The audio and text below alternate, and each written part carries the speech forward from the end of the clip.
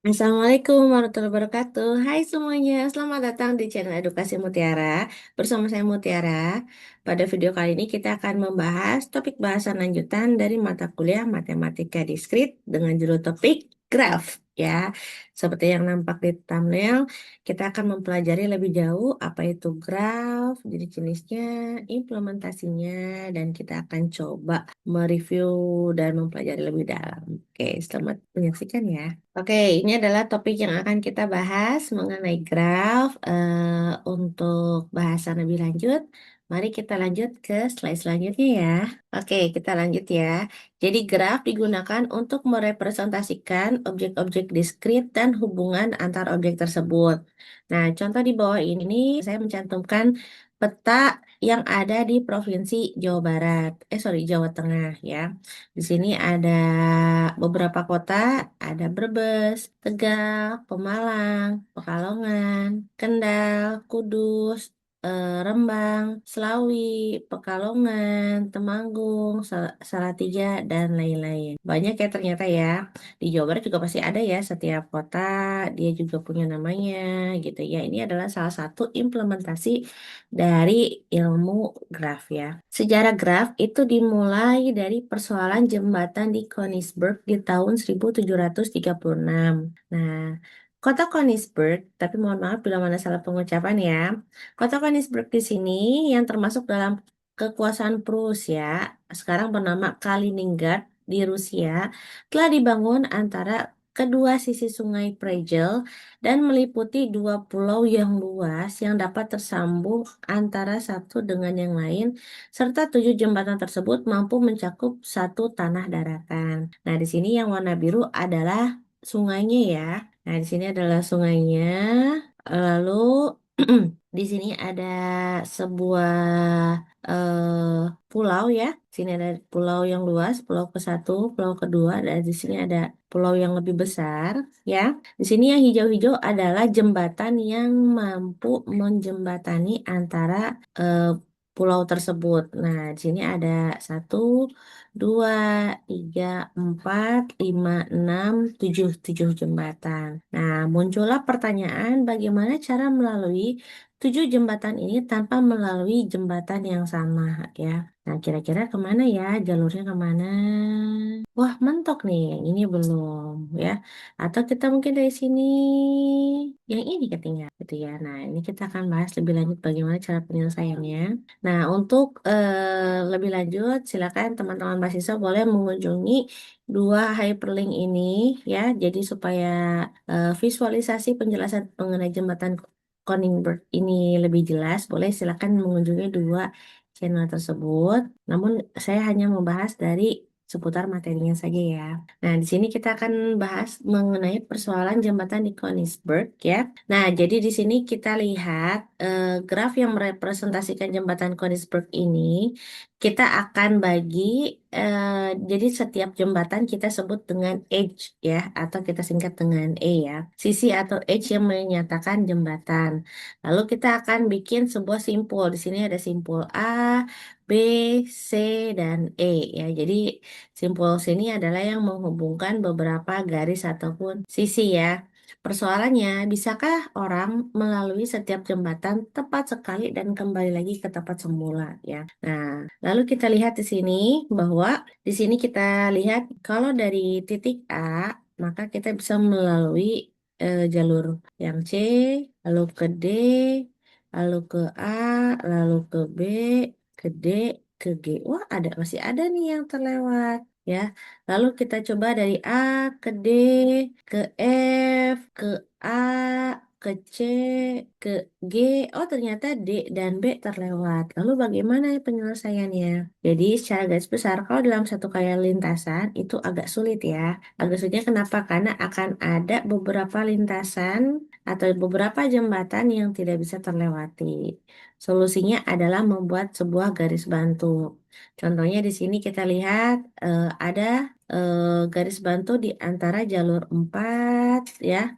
Jadi di sini kita buat 1, 2, 3, 4. Nah, kita bikin garis bantunya 5, 6, 7. Nah, di sini ada garis bantu lagi di sini ya, di baris yang ke mendekati 2. Jadi bisa garis bantunya di antara yang 4 dan bisa di antara yang 2 ya. Nah, di sini kita lihat lagi. Bisa juga garis bantunya dari arah yang sini ya, dari 6 dan 1 ya. Jadi kita bisa mau lewat yang sini atau yang secara garis besar ada 2 jembatan yang memang harus dilalui lebih dari 1 kali ataupun 2 kali. Contohnya dari sini, lalu ke sini, ke sini, ke sini, ke sini, ke sini, ya, nah, ke sini, baru kita ke sini. Jadi, atau saya mau lewat yang sini juga bisa ya. Tanya dari sini, ke sini, ke sini. Oh, salah jalur, sorry. Dari sini, sini, ke sini, sini. Kita bisa lewat jalur yang sini atau mau lewat yang dari sini juga dulu boleh.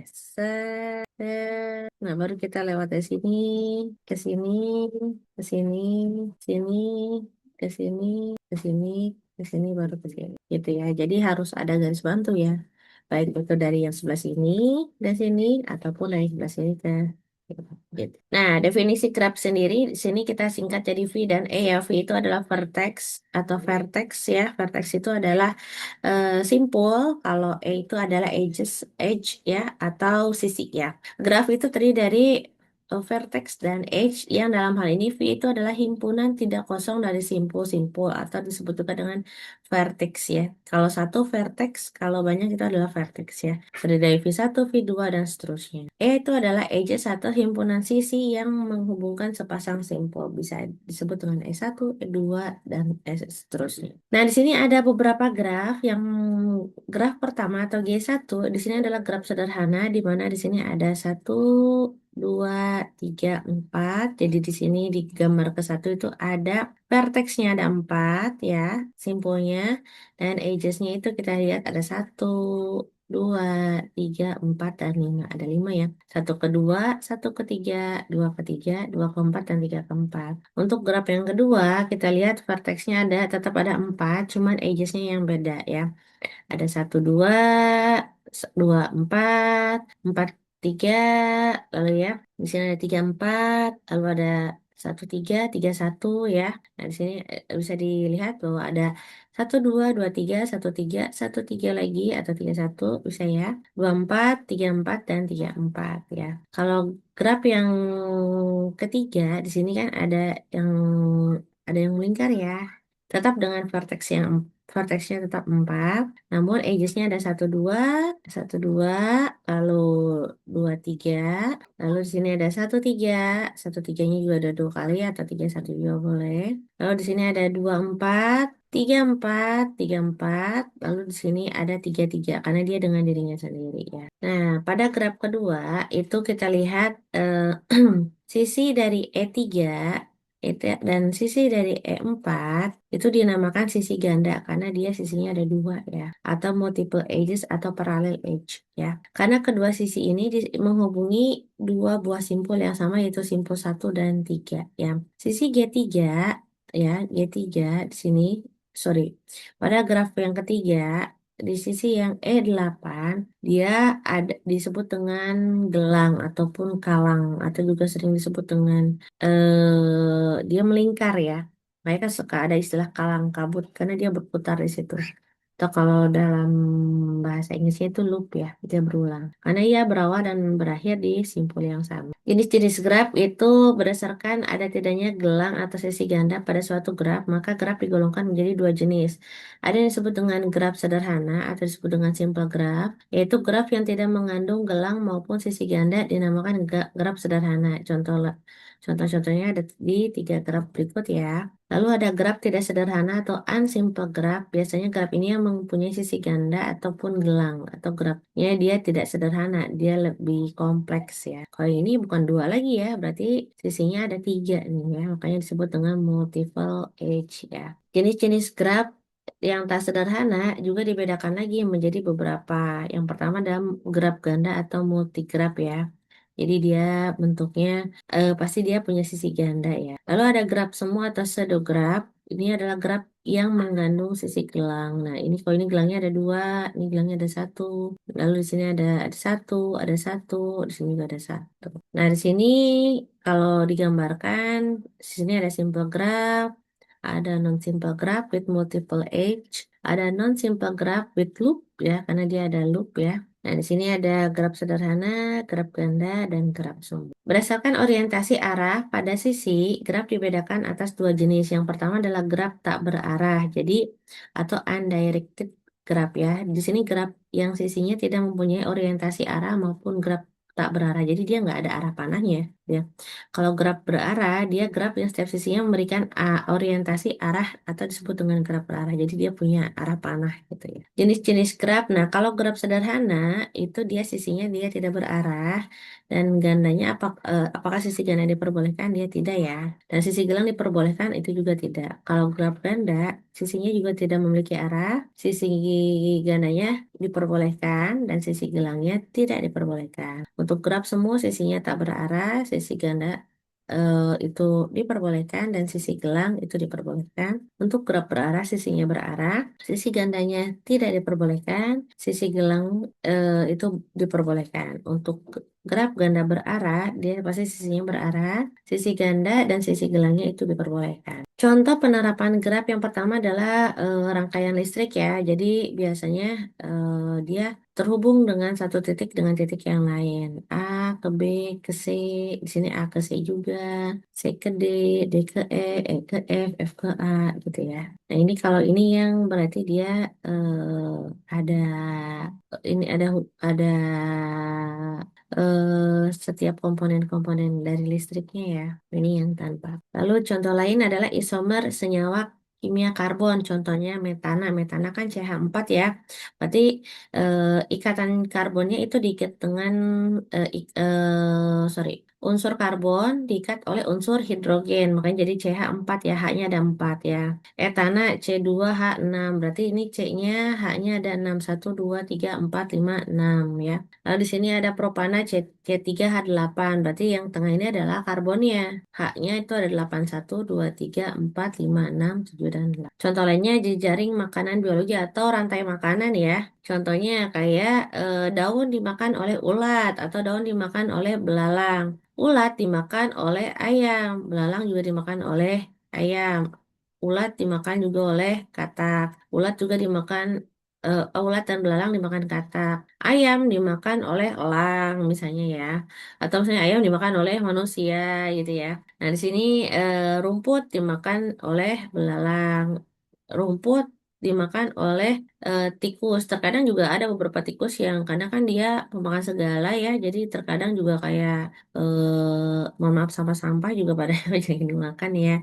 Karena dia pemakan segala. Lalu misalnya tikus dimakan oleh ular, ayam juga bisa dimakan oleh ular, katak juga bisa dimakan oleh ular ya. Contoh pengujian program di sini bisa menggunakan kayak misalnya fungsi read, while, begin, if, else ya, jika, maka.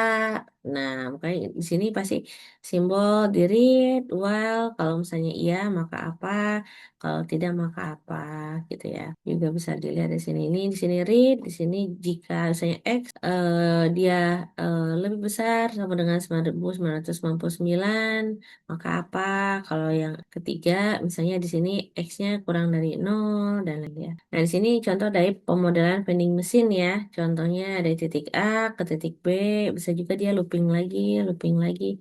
Karena kan kalau kita misalnya menggunakan alat pemilih makanan ya di vending machine kita bisa pilih barangnya barang yang sama lebih dari satu gitu ya. Nah contohnya kalau A itu dia 0 sen, yang B 5 sen, yang C 10 sen, yang D 15 sen. Jadi kalau misalnya harganya 15 sen berarti kan kita masukkan kalau kita uangnya ada 5 sen, berarti kita 15 sen, berarti kita 3 kali masukkan. Kalau dua berarti 2 kali. Atau misalnya kita masukkan 10 sen lalu 5 sen gitu. Lalu yang selanjutnya adalah terminologi dalam graf. Yang pertama ada namanya asas ketetanggaan atau adjacent ya. Adjacent itu misalnya kayak gini. Simpul 1 itu bertetangga dengan simpul 2 dan simpul 3. Intinya kayak tetangga lah ya konsepnya. Dua berarti ke satu dan ke empat. Contoh kalau di sini, kalau yang simpul satu, dia tidak bertetangga dengan empat ya. Kalau yang di graf kedua, satu kedua, satu kedua. Nah ini satu ketiga, dua ketiga. Ini masalah terhubung ya. Kalau yang ini dia satu dan empat, dia tidak bertetanggaan, berseberangan ya. Lalu di sini kalau yang ini satu kedua, ber- eh, berarti yang simpul satu juga bertentangan dengan simpul ketiga. Gitu ya. Bersisian. Kalau bersisi berarti kita acuannya adalah si garisnya ya, atau disebut dengan insidensi ya. Untuk sembarang sisi itu ya adalah vertex J dan vertex K, dikatakan bahwa bersisian dengan simpul VJ atau bersisian dengan simpul VK. Kita tinjau dari graf ke satu ya. Sisi 2 dan 3 itu bersisian dengan simpul 2, sisinya adalah mencakup simpul dari 2 dan simpul dari 3 ya. Lalu kalau sisi 2 4 berarti dia terhubung atas simpul 4 dan simpul 2 ataupun 2 dan 4. Tetapi sisi satu dan 2 itu dia tidak bersisian dengan simpul 4 karena jauh ya gitu. Ini juga yang graf kedua, satu ke 2 berarti dia terhubungnya antara vertex satu dan vertex 2. Begitu. Selanjutnya, simpul terpencil atau isolated vertex. Nah, kalau isolated vertex itu biasanya simpul yang tidak memiliki sisi. Kalau dari kita lihat dari graf ke satu, kedua, dan ketiga, maka graf yang dia tidak memiliki sisi adalah graf ketiga pada vertex yang kelima garis ya. Jadi hanya titik saja atau kita sebut dengan vertex ya.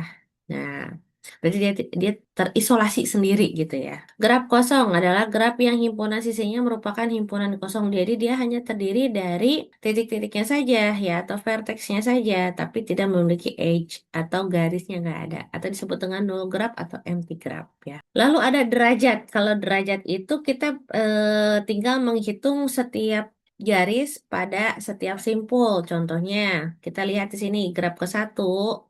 eh, Diagram pada vertex A itu ada dua ya. Contoh ada eh, eh, satu kedua dan satu ketiga. Berarti derajat dari vertex satu adalah dua. Kalau kita lihat dari derajat yang vertex dua ya, dua dan tiga, dia masing-masing punya tiga ya, satu, dua dan tiga. Tiga juga satu, dua dan tiga. Untuk yang dua, untuk yang empat juga memiliki derajatnya dua. Berarti di sini derajat dari vertex satu dan vertex 4 itu sama dengan 2 dan derajat dari vertex 2 dan 3 adalah 3 gitu ya. Nah, kita lihat di sini contoh yang lain. Misalnya ini vertex yang ini ada berapa nih? Satu, 2 dan 3 berarti dia punya 3. Vertex ini dia punya 4. Tapi ini kenapa ada 6? Tinggal kita lihat aja garisnya. Satu, 2, 3, 4, 5 gitu ya. Udah lah ya. Pada graf berarah, derajat simpul dibedakan lagi menjadi derajat masuk in degree dan derajat keluar atau out degree ya. Kalau in degree berarti dia yang mempengaruhi, yang menerima ya. Kalau out berarti dia yang keluar ya. Contoh, derajat yang ke satu, dia in degree-nya dia ada dua ya, menerima karena kan in ya. Kalau out dia ada satu. Yang dua, dia ini ada dua, outnya ada satu. Kalau yang tiga, ini ada dua, outnya ada satu. Kalau yang empat, ini ada satu, outnya ada dua. Begitu ya. Selanjutnya kita akan bahas seputar lemna jabat tangan ya. Nah, lemna jabat tangan ini mengatakan bahwa jumlah derajat semua simpul pada suatu graf adalah genap, yaitu dua kali jumlah sisi pada graf tersebut. Nah, mari kita bahas langsung ke contohnya aja ya. Graf ke satu, contoh kita dilihat di sini ada berapa vertex ya.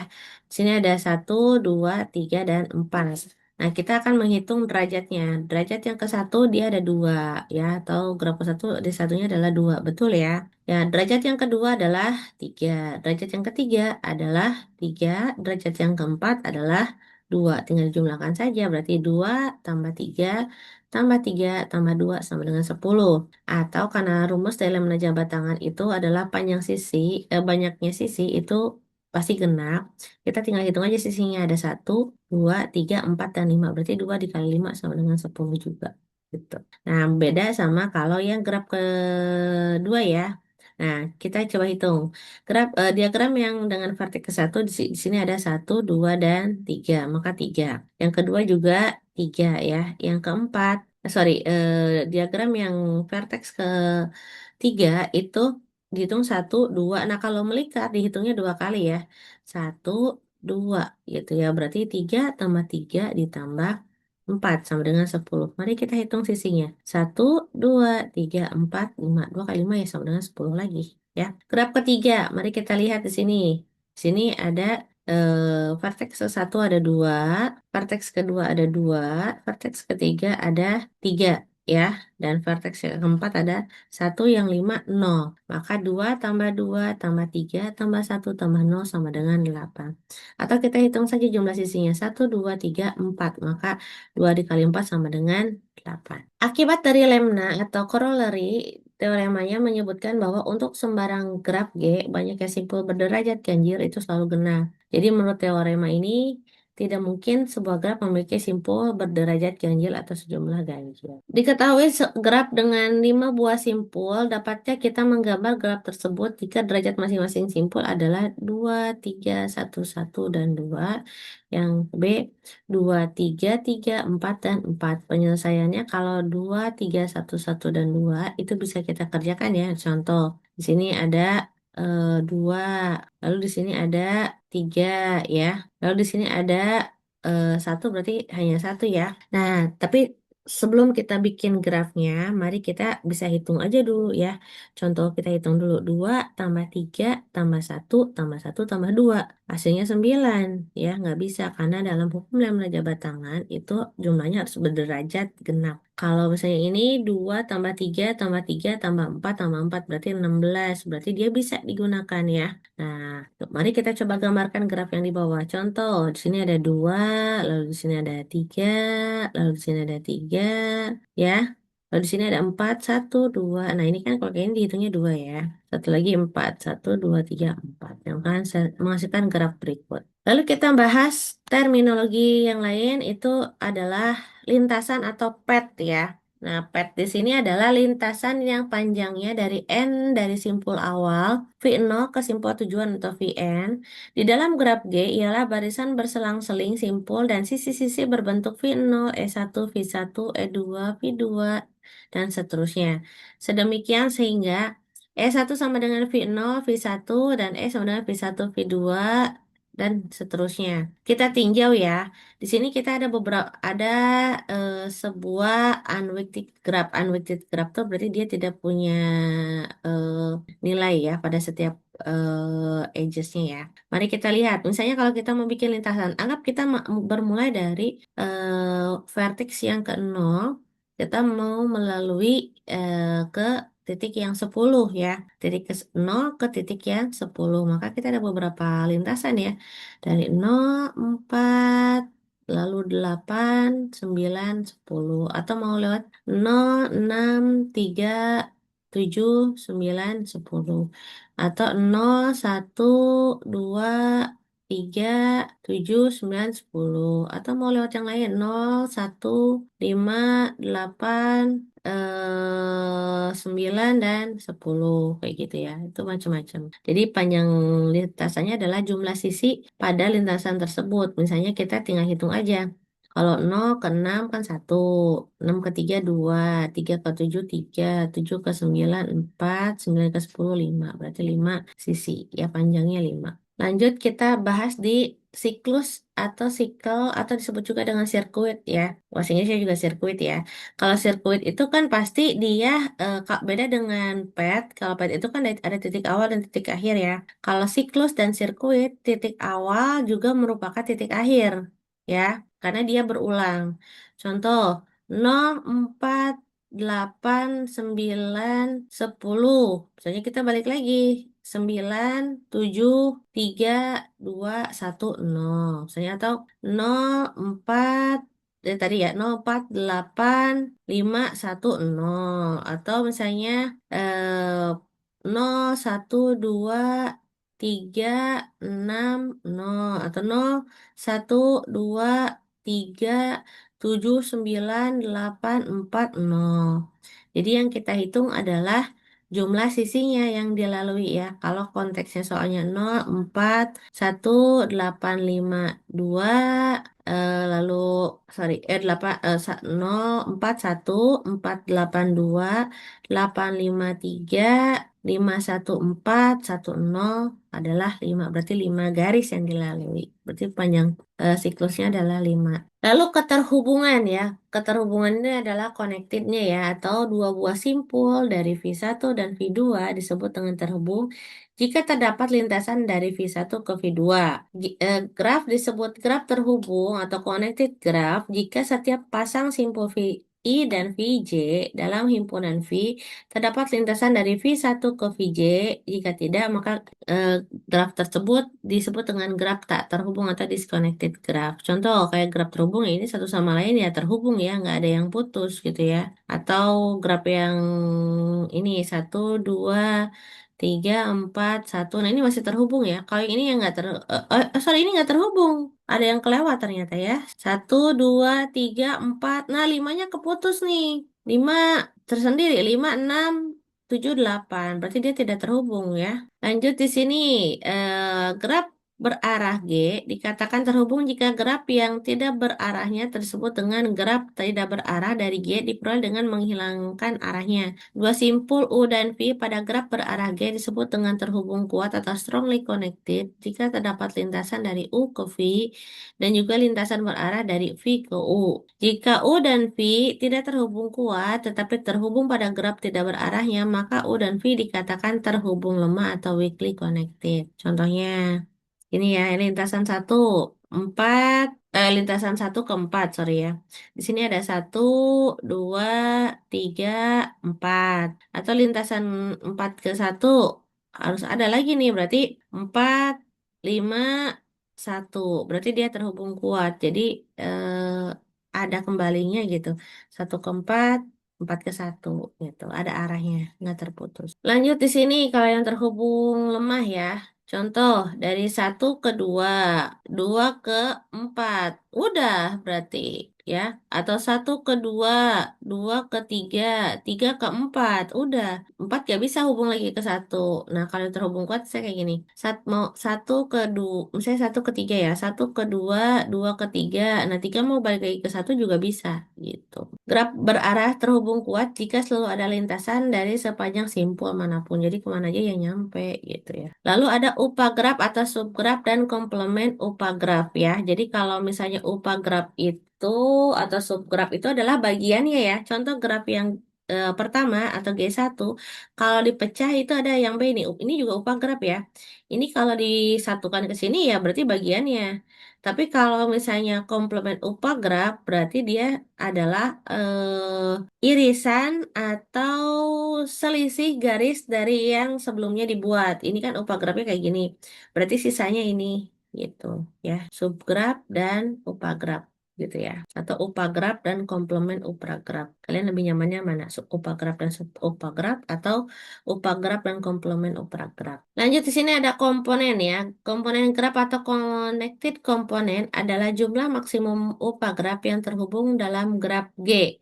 Graf G di bawah ini mempunyai 4 buah komponen ya. Di sini ada 1, 2, 3, 4, 5, dan 6. Ini di sini ada 7, 8, 9, 10, ada 11, 12, dan 13. Jadi dia ada beberapa komponen dan bisa saling dihubungkan ya. Jadi dia bisa dihubungkan. Mirip-mirip seperti kalau buku anak-anak kan suka hubungkan garis-garis ini membentuk bentuk apa gitu ya. Lanjut di sini ada upagraf merentang ya. Upagraf atau disebut dengan upagraf merentang itu disebut dengan spanning upagraf ya. Sorry, spanning subgraph ya. Upagraf G1 kita lihat di sini ya. Berarti graf yang ke-1 itu ada V1, E1 dari graf VE dikatakan upagraf rentang jika V1 sama dengan V yaitu G1 mengandung semua simpul dari G. Contoh berarti yang penting simpulnya bukan edges-nya atau bukan sisinya. Sini ada 1, 2, 3, 4, dan 5. Berarti ini upagraf rentangnya 1, 2, 3, 4, 5. Jadi walaupun tidak terhubung tapi titik-titiknya tetap sama. Nah, kalau yang bagian C dia bukan upagraf karena dia hanya punya 3 vertex ya, atau dia hanya punya 3 sudut ya, atau 3 titik. Sedangkan yang dari awalnya adalah 5. Lalu ada cut set ya. Kalau cut set itu adalah ya eh, dipotong mirip-mirip kayak tadi ya. Jadi kalau misalnya ini ada graf yang A, nah ternyata dipotong jadi 1, 3. Nah sisanya adalah 2, 5, 4, 6. Berarti ada sisi yang terhapus. Terhapus ya, 1, 2, 1, 5, 1, 5, 3, 5, 3, 4, dan itu ya, berarti yang hilang 1, 2, 3, dan 4 gitu. Lalu graf per bobot, kalau graf per bobot tiap sisinya dia punya angka atau punya nilai ya. Jadi misalnya contoh, ada vertex A ke B besarannya 12, atau A ke E berarti dia 10, E ke D nilainya 15. Jadi kayak gini ya, weighted graph tuh dia punya nilai di setiap garisnya. Tapi kalau unweighted graph dia nggak ada nilainya, gitu. Contoh beberapa graf khusus. Contoh graf lengkap atau complete graph. Graf lengkap ialah graf sederhana yang setiap simpulnya memiliki atau mempunyai sisi ke semua simpul lainnya. Graf lengkap dengan n buah simpul dilambangkan dengan Kn. Jumlah sisi pada graf lengkap terdiri dari n buah simpul adalah n dikali n-1 dibagi 2. Contoh di sini ada K1, berarti kan hanya satu ya. K2 berarti ya.